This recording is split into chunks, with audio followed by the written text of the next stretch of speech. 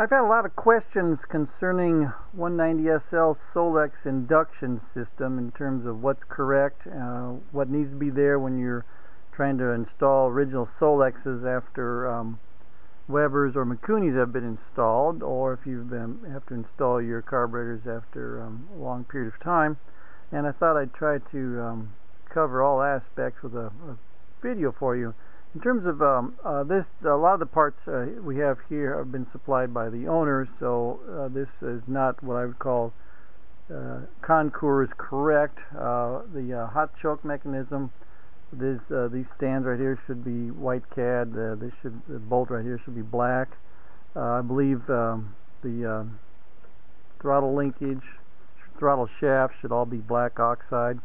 Definitely the hose is not correct. That's original. It's a brand new hose, and this silver blue should be black. The airlog has been painted, which is not at all correct. It should be natural along as well as the valve cover, but and also the intake manifold has been painted. It should be natural. The rest of it's not too bad. These hoses right here should be, in fact, be smooth rubber, which is correct. It's a thin wall, smooth rubber. And what this leads to is a vent for atmosphere to the float bowls, but it can sometimes act as a drain if the jets, the needle and seat rather, stick internally. But we're going to start from the inside out, where the intake manifold mounts to the cylinder head, and the special washers that hold it in place. And this is what your intake manifold looks like off. And you have to have a real nice tight seal between the intake gasket, and which also handles is the exhaust gasket, and then the cylinder head. And what you're going to run into over a period of years is that this common flange right here, this is aluminum, and it's common with the cast iron exhaust manifold, and they're held in place by a common washer, which is, as you can see right here, is a very thick washer.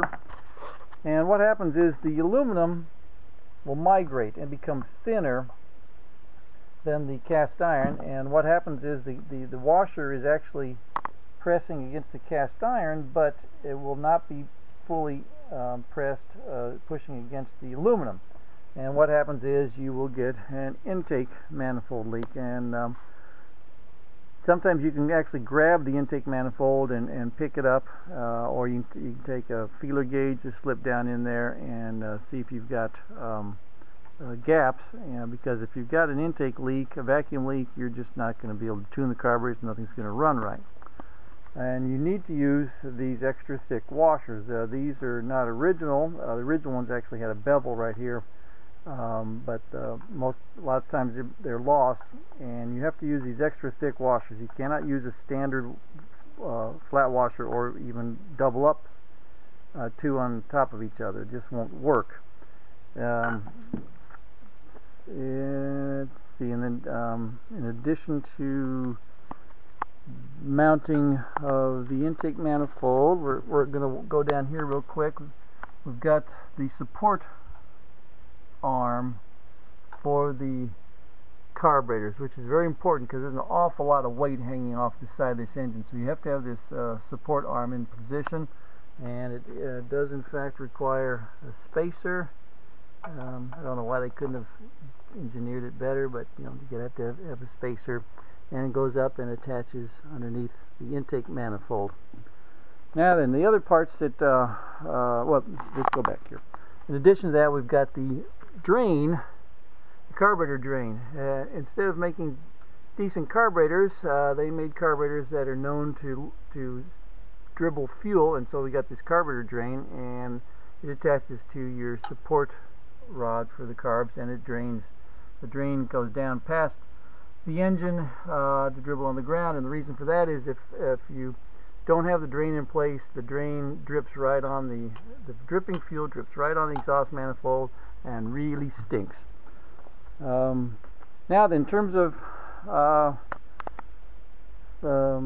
items that are bolted in place along with the carburetors, we've got the hot choke mechanism. This is rarely used. It's designed to, what you have to do is you floor the carburetors, you then activate the hot choke, and what it does is it opens up the second barrel. You can see the second barrel opening up here. Maybe you can if I get the camera right. Here we go. Alright. You see the second barrel opening up. And then you crank the engine, and what that does is sucks out all the fuel that didn't drain out of the carburetors and that percolated in the carburetors and just flooded the engine. So, but rarely do you have to use this. That's on the second carburetor, and the first carburetor, of course, is carrying the throttle linkage support bracket. And let's see what else. Okay, now we want to, let's assume we've got a solidly, oh, that's right. The carburetors, once you get them in place, which I'll show you in a second, do not bolt them up solid until you've actually ascertained that you can install the, well, not ascertain, that's a stupid word. What you want to do is use the air log as a guide for final tightening of your carburetors. And what I mean by that is if you just install these carbs and then tighten them up, they're not going to be in the right spot where you can slip this air log in place. And if you take all the time to tighten these things up and then try to put your air log in place, you're going to be a really disappointed person. And you also want to be able to line up the bolt underneath here to the support rod. And this is not ordinarily brazed in or welded in position. Ordinarily you just have a bolt that goes through here, and what we've done is braze the bolt in position, so coming this way, so it makes it much more easier for installation. Otherwise the original way of doing it was miserably difficult. And oh, by the way, all of this, once the engine is in the car and you're doing all this, it is really tough on your fingers and your wrists and your backs of your hands, so be prepared with some bandages. It's not an easy job. It's a tough car to work on. I'm going to remove the intake, the air log, so we can so you can see a little bit closer detail the brazed bolt here and the drain. What you want to do is install these fittings first and do your final tightening up here later. Now then, we're going to show you about the actual installation of the carburetors. A lot of people get confused, and the secret to making sure that these carburetors are installed correctly are these 8mm wave washers. So what I do in terms of installation is I will get the bolts in place. The tops are 8x45, bottoms are 8x40, and get the bolts in place like this. You then install your wave washers. They act as limit stops to, you know, even on the bench it's not easy. Okay, get this one installed here, and no, I don't use anything to keep stuff from flopping around like this, no glue or anything. And what we're going to do is we've already got our gaskets in place here, our new factory gaskets held in place by the rubbers underneath here, and that's it. No gasket sealers necessary. And what happens is that the wave washers actually sit up against here, and they dig into the rubber so that they seal up there, and what they do is act as a limit for this steel bushing, so it won't come through and crush or mush into the base of the carburetors, which most of them have already done because nobody realizes they're supposed to put those washers back in place, and they don't.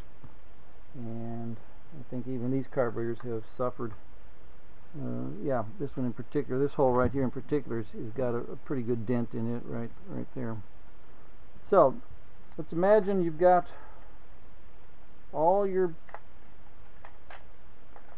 bolts in place, you've got all your wave washers in place, and you got this sitting up like, like this, so that you can install into the carb onto the engine. And so what I do is I've got all four of my, I got 4 fingers on one on each bolt, making sure the washers are where they're supposed to be, and then I just slip these in place.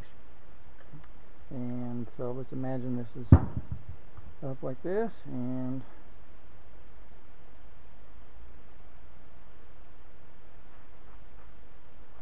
that's it. And the nice thing about it is once you get this installed, you can let it hang there. It won't come off, and nothing will fall down. But you obviously want to make very sure that you don't drop any washers down inside your carburetor in your intake manifold. And then the same thing is done with the hot choke.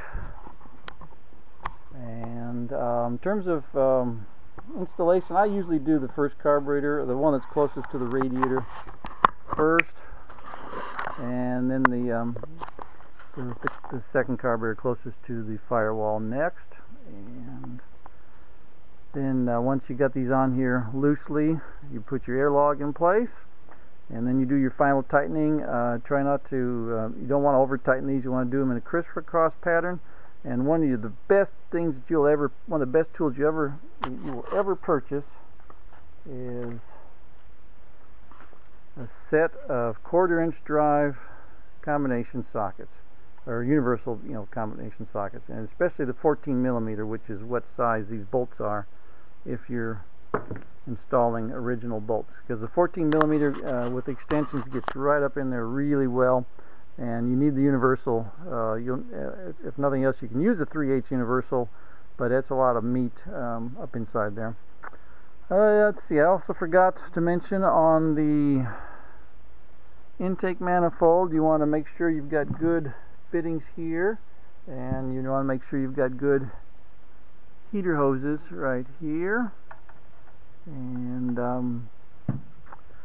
trying to think what else is there to mention in terms of, authenticity. Again, there's a correct clamp that goes right here to grab onto the hot choke cable. There's a binding screw that goes right here, a special screw that grabs the cable. Let's see what else. I think oh yes, also a special bracket right here to hold this, to secure the vent tube to the hot choke mechanism. And you'll notice the use of 5mm Allen screws, which is correct. You've got special brackets holding this vent tube to the thermostat housing, and again, I would not have reused this thermostat housing, but the customer decided to. So I think that's it. Obviously, ask any questions that you need to, and contact me directly.